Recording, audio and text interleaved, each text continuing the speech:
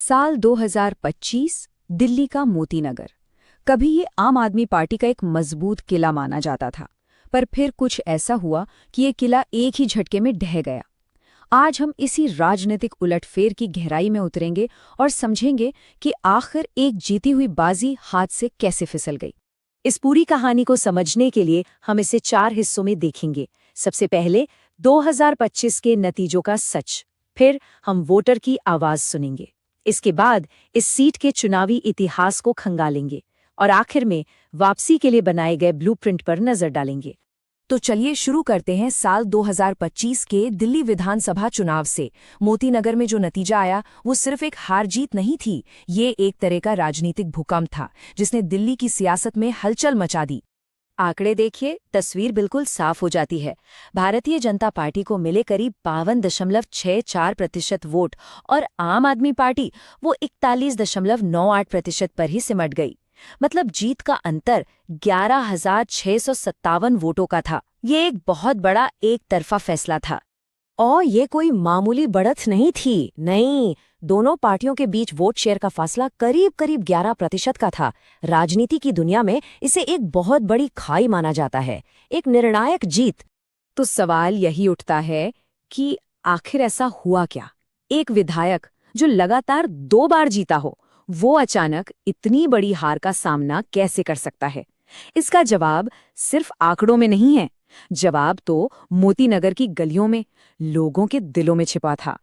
तो अब इन आंकड़ों से आगे बढ़ते हैं और सीधे जनता की आवाज सुनते हैं।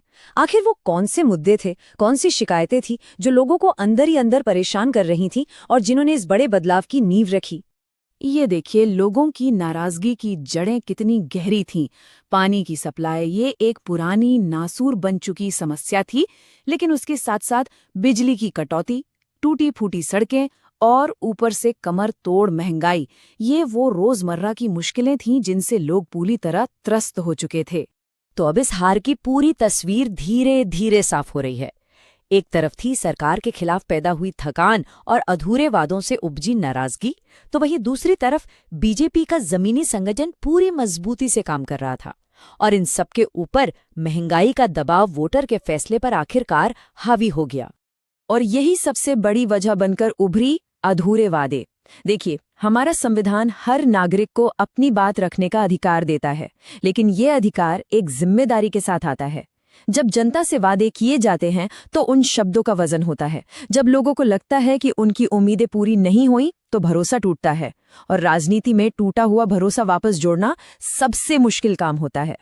लेकिन क्या ये सिर्फ एक चुनाव की कहानी है? नहीं। इस नतीजे को पूरी तरह समझने के लिए हमें थोड़ा पीछे जाना होगा और मोती नगर के राजनीतिक मिजाज को समझना होगा। ये टाइमलाइन साफ दिखाती है कि मोती नगर की राजनीति एक पेंडुलम की तरह रही है। एक जमाना था जब ये बीजेपी का अभेद्य किला हुआ करता था। फिर 2015 में एएपी की लहर ने इसे जीत लिया। 2020 में उन्होंने अपनी पकड़ बनाए रखी, लेकिन 2025 में हवा का रुख एक बार फिर बदल गया। ये बहुत दिलचस्प है। 2015 और 2020 में जो सत्ता विरोधी लहर ऐप के हक में काम कर रही थी, 2025 आते आते वही लहर उनके खिलाफ हो गई। नतीजा क्या हुआ? उनका वोट शेयर 53% से लुढ़क कर सीधे 42% पर आ गया। तो इससे मोती नगर के वोटर का चरित्र क्या समझ आता है? ये एक शहरी, समझदार वोटर है जो मुद्दों पर वोट देता है।